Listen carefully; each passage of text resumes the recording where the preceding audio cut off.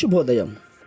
Global బెతేనియా Calvary ministry తరపున ఉదయకాల సమయంలో మరొకసారి మీ అందరితో కూడా కలుసుకొని దేవుని యొక్క పరిశుద్ధమైన నామాన్ని బట్టి పరిశుద్ధమైన గ్రంథంలో నుండి మరొక చక్కటి మాటను చదువుకుందాం.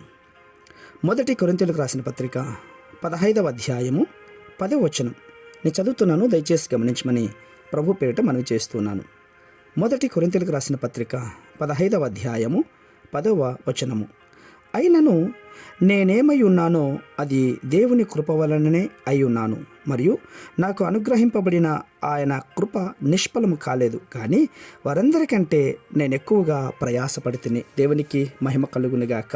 అవును ప్రియులారా, నేనేమై ఉన్నానో అది దేవుని కృప వలననే అయి ఉన్నాను అని పౌలు మాట్లాడుతున్నాడు. పౌలు గారు ఒకప్పుడు ఘనమైనటువంటి వాడు. సౌలు అనే మాటకు గొప్పవాడు అని అర్థం. ఎప్పుడైతే ప్రభువును రక్షకుడిగా అంగీకరించాడో, దేవుని చేత అతడు దర్శింపబడ్డాడో, పౌలుగా మార్చబడ్డాడు.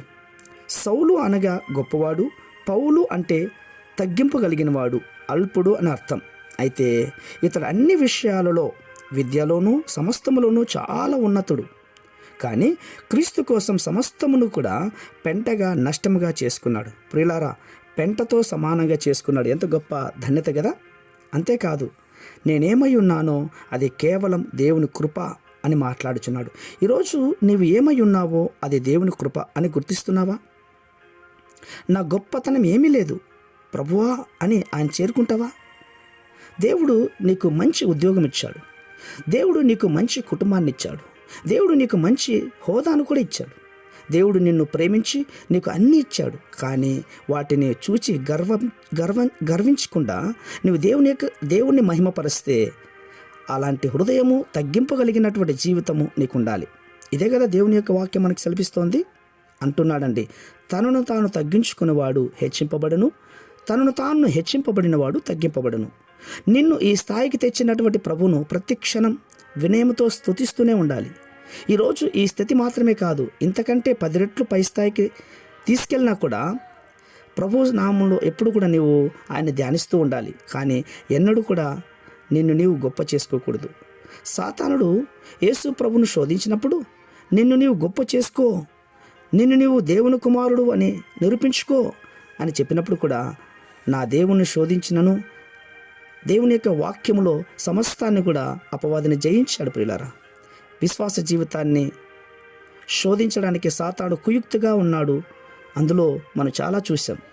అందుకున్నాడు, లోకంలో ఏదున్నా కూడా ఉన్న వాటిని ప్రేమించకుండా, ఎవరైనా ఈ లోకమును ప్రేమించినట్లయితే దేవుని యొక్క ప్రేమ వారిలో ఉండదు అంటున్నాడు. ఈ లోకంలో ఉన్నదంతా కూడా నేత్రాశ, శరీరాశ, జీవపండం. ఇవి తండ్రి వల్ల కలిగినవి కావు, అవి భూ సంబంధమైనవి అని మాట్లాడుతున్నాడు. తండ్రి చిత్తం నెరవేర్చడానికి మనం ప్రయత్నం చేయాలి. ఎందుకంటే తండ్రి చిత్తం నెరవేర్చేవాడు నిరంతరం నిలుస్తాడు. యేసుక్రీస్తు వారు కూడా సాతానుడు శోధించడానికి మొదటిగా శరీరాన్ని ఉపయోగించాడు, రెండవదిగా నేత్రాశను ఉపయోగించాడు, మూడవదిగా జీవపు డంబమును ప్రయోగించాడు. ఈ 3 విషయాల్లో యేసుక్రీస్తు ప్రభువారు శోధింపబడినప్పుడు ఆయన దైవ కుమారుడు కనుక సులువుగా వాటిని జయించాడు. ఈరోజు నీవు మానవ మాత్రలాగా ఉంటున్నావు, ఒక సామాన్యుడుగా ఉంటున్నావు, ఒక సామాన్యురాలుగా ఉంటున్నావు కనుక దైవ శక్తితో నిలబడితే తప్ప నీవు వీటిని ఏవి కూడా జయించలేవు. తప్పకుండా ఈరోజు నీ హృదయమును దేవునికి సమర్పించుకో. నేనేమై ఉన్నానో అది దేవుని కృపైన ఒప్పుకో.